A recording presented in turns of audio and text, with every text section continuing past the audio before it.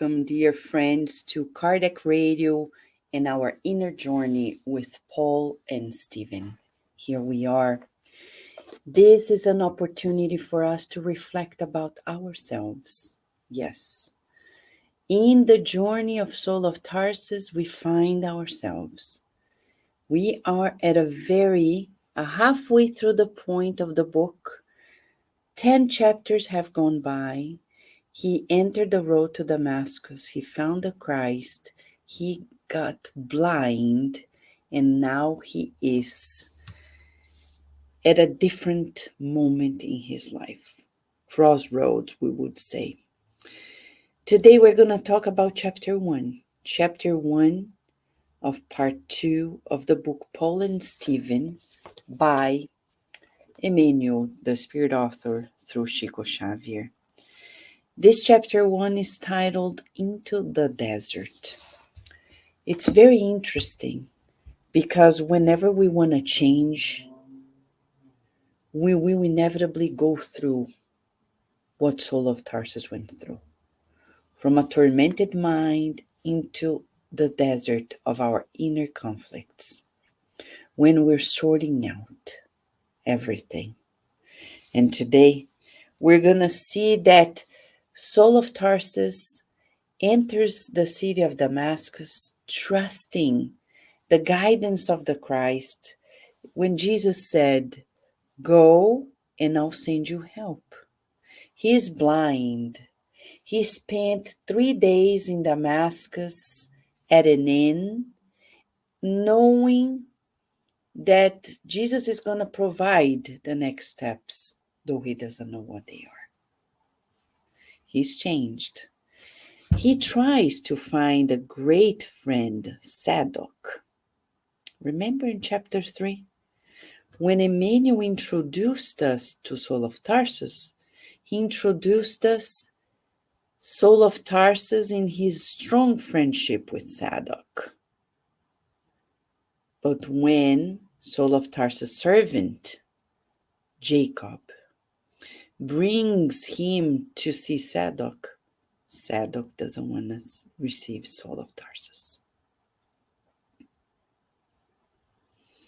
It's the first blow that he receives, but he's not discouraged. He stays there at the inn waiting till Ananias comes. You remember, the reason why Saul of Tarsus traveled to Damascus was because he had a warrant to arrest Ananias, the old man who followed Jesus' teachings and opened Abigail's heart to the teachings of Jesus. Let us pause for 1 second. Nowadays, we are living at a time in which many people are also putting the Christ down.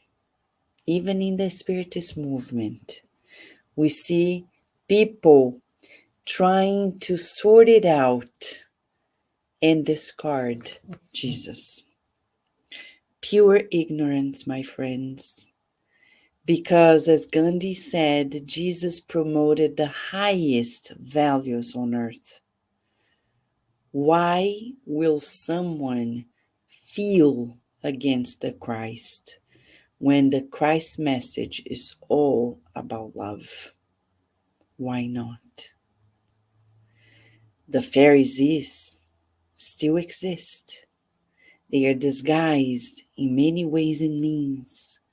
People who are trying to undermine the greatest message that brings renewal to the world as we speak.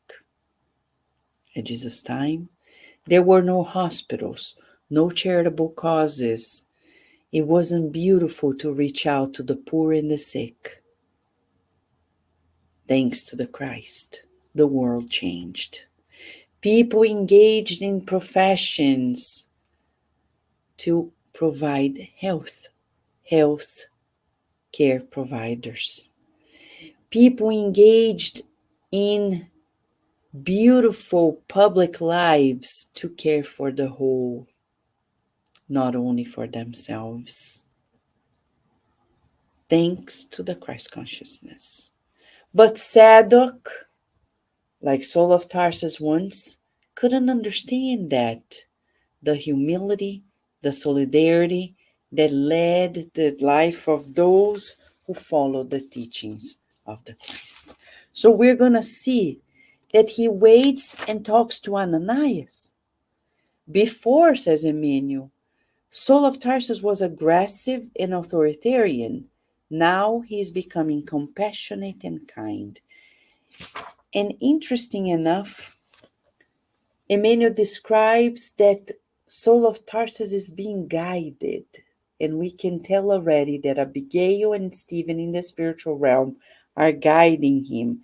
He now understood that Christ, who had come into the world mainly for the unfortunate and sad of heart. That's why you see many people who don't care about the Christ. They have not suffered enough. Jesus said, when he was here incarnated, I have not come for the healthy, but for the sick. Not that people are really healthy, but they think they are. So time will tell. We don't need to enforce. We can't enforce. The ideal is to allow people their own time to seek the Christ. So here we have in this beautiful dialogue between Ananias and Saul of Tarsus, the healing of his blindness. And Emmanuel describes as if powerful and invisible forces were at play. Something similar to scales fell from Saul's pain-filled eyelids as his sight began to return, drenched in light. Through the open window, he saw the clear sky of Damascus, experiencing indefinable bliss in the sea of brilliance. He says, I can see. Now I can see. He can see, and now he wants to know more about the Christ. And Ananias delights our minds in the description of Jesus and his wonderful days, when from the cross of sacrifice, Jesus also cast Ananias an unforgettable look to his mind. That look meant a sacred call that had to be understood. So there you go, friends. We have here our dear Ananias, touched by the Christ, touching our lives, changing the life of Saul of Tarsus. And Saul of Tarsus, he surrenders voluntarily to the Christ. He is already enlightened, says Emmanuel, by that missionary spirit. He doesn't want to delay the message to humanity. He understands that the gospel is the good news, that he wants to spread it out. Yes. And in that line, he understands that he needs to find a way better than going back to Jerusalem.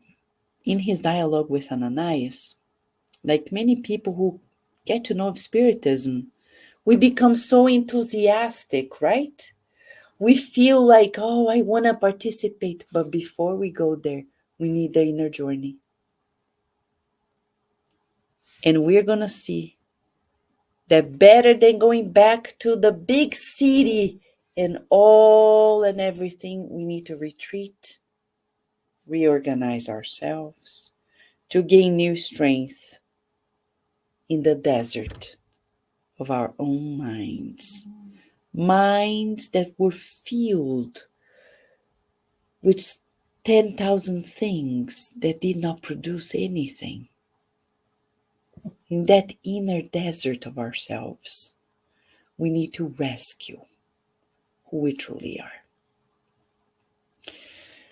Peter Ouspensky a great Russian philosopher who influenced many people around the world, talks about levels of consciousness.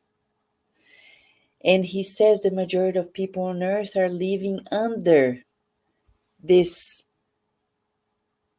sleep conscience of sleep without dreams. You talk to people, all they do is wake up, eat, have sex, reproduce, work, sleep, go back. So, no consciousness at all. When we awaken our consciousness about life, we can deepen about our inner conscience, about who we are, and then the ultimate is the cosmic consciousness.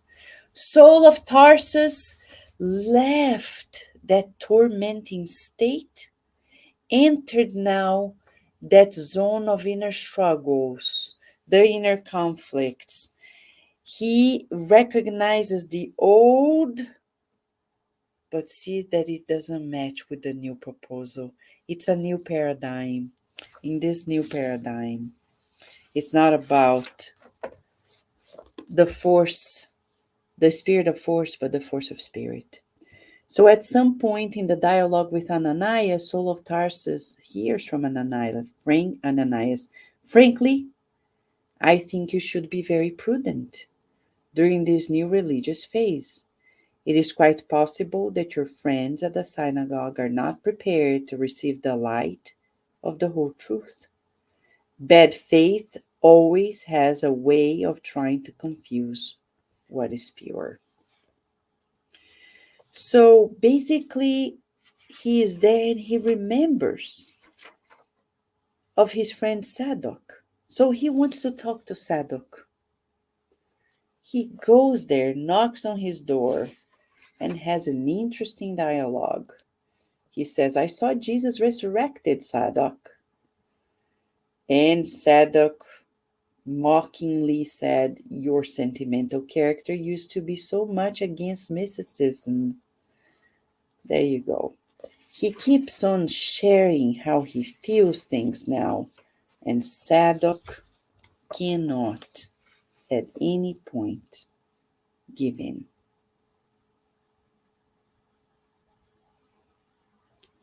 Sadok brings him to talk to the people in the synagogue. He says simply this, in a thundered voice, men of my old faith, it is to no use trying to hide the truth.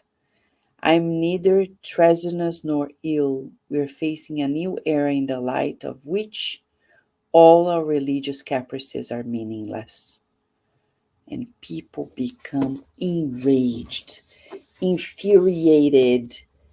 Well, at some point, he leaves. The ex-rabbi endured the rebuke with great serenity in his eyes. Inwardly, his self-esteem was crushed.